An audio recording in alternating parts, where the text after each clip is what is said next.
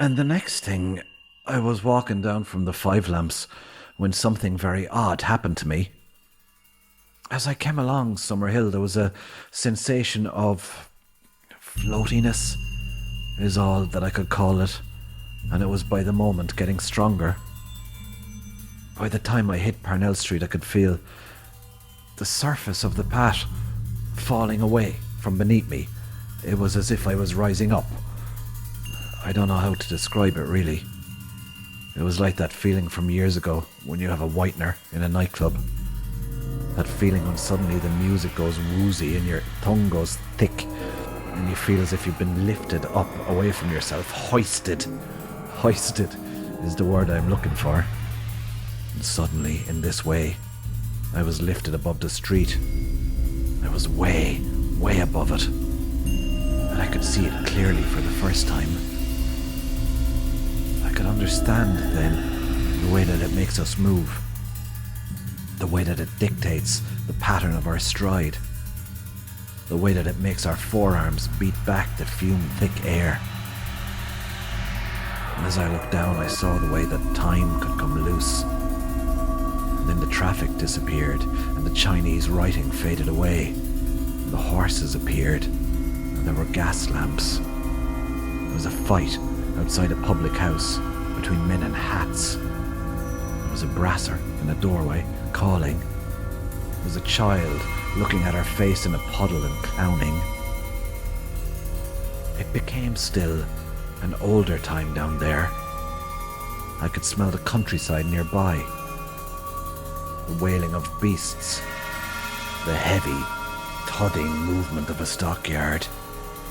Animal screams. And then it started to spin forward again on a loop. The Chinese writing emerged again. The traffic announced its recovery with coughing and barks.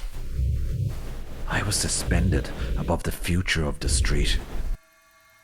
There was music of a type I could not identify. It came from a kind of underground cavern. Faux leather suits were in, and these came in fabulous tones.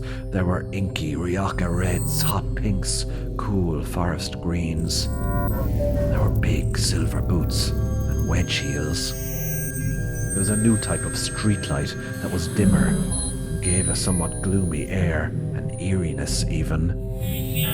But the people moved in the same way still. They beat back the air with forearm smashes.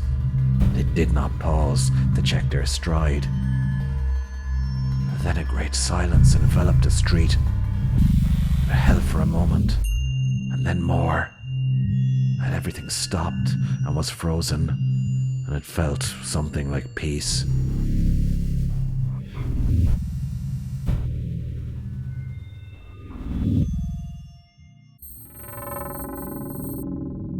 The evening is spread out across the sky.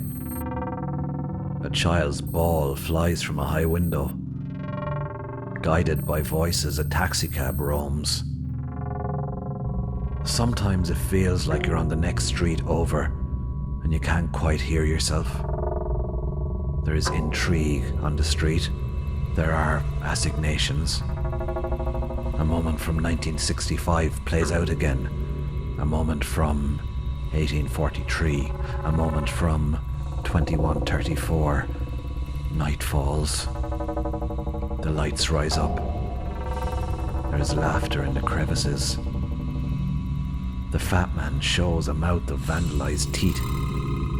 The sexy young woman walks a ritual path until morning comes, and beer barrels are sent to bounce and roll into the basements of the pubs.